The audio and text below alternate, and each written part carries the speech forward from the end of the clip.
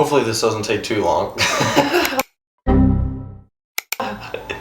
Hello everybody, my name is Kate Olaf and welcome to my channel. In this video, I am going to be taking a deep dive into the holy grail of mortgage financing. Holy, here we go again, Batman. The FHA loan. Now, normally I would go into the history of the loan and how it kind of came to be, but let's be honest, no one really cares about that. I'm going to go over just a couple tips that you should know when thinking about getting an FHA loan. Number one, they do have a limit to them when you get them, depending on the area you live and how many units you're gonna purchase. For instance, I live in Tucson, Arizona, and our FHA loan limit for a 1-unit property is $331,760.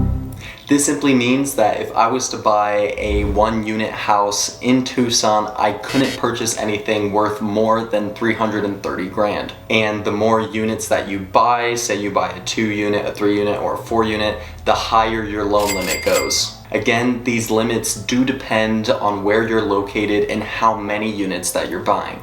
So make sure to reach out to a local lender in your area to see what the FHA loan limits are. Number two, the second tip has to do everything with your credit score, which this is the part that seems to worry most people. So FHA guidelines require you to have a 580 credit score in order to qualify for the low down payment advantage. That's 3.5%. However, if your credit score ranges anywhere from 500 to 579, you'll still be able to receive an FHA loan. You're just gonna be required to put 10% down instead of the 3.5%. And take note that this all depends very heavily on the lender that you use. As always, this real estate stuff just isn't that simple. Reality is that if you have a really low credit score and you're trying to get an FHA loan, chances are many lenders aren't going to want to work with you. The lenders have their own guidelines that make it difficult for them to lend to someone with that low of a credit score.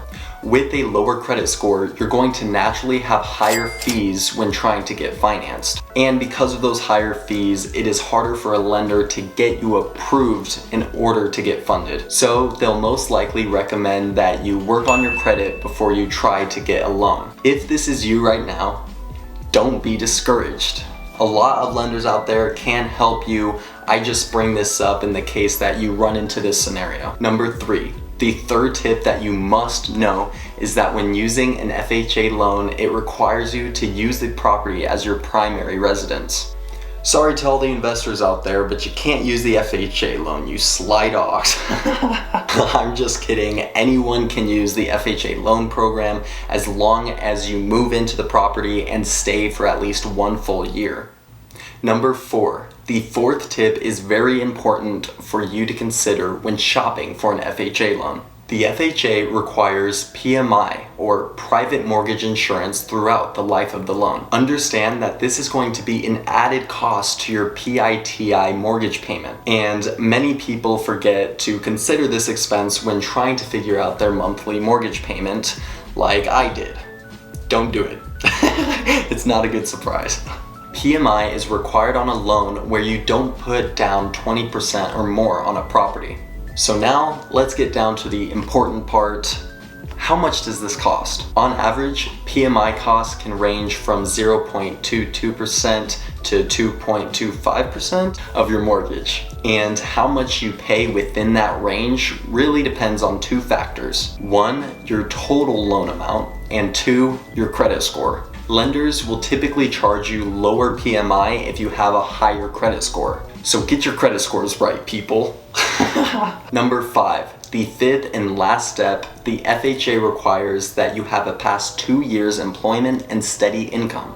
They need to make sure that the money that they're lending is going to somebody who can actually pay that money back. If you've changed job in the last 2 years, it shouldn't be an issue as long as you haven't shown any loss in income. And make sure that when you go shopping for FHA loans, or any loans for that matter, that you don't lose your job.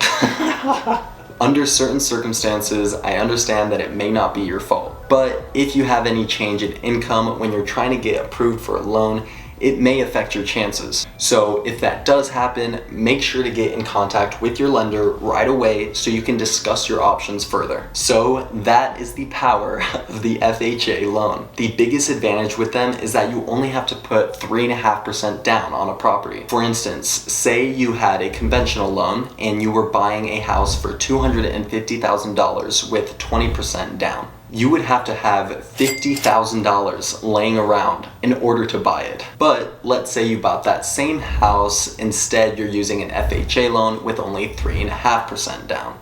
You would then only need $8,750 laying around. Now remember, this program only works for people who are buying their first home. So if you're looking to be a first-time home buyer, I strongly recommend that you utilize the FHA loan. If you have any questions about how the FHA program works and you want to kind of learn more, feel free to shoot me an email at kateolaf@gmail.com. I'd be more than happy to go into greater detail and even refer some professional help to you. So that's going to do it for this video. Make sure to like, comment, and subscribe if you enjoyed the content. Also make sure to tap the notification bell when you subscribe. That way you don't miss out on any of my new videos. And if you don't follow me on my socials, you can find me at Kate Olaf everywhere. And as always, I'm Kate Olaf, and I will see you in the next one.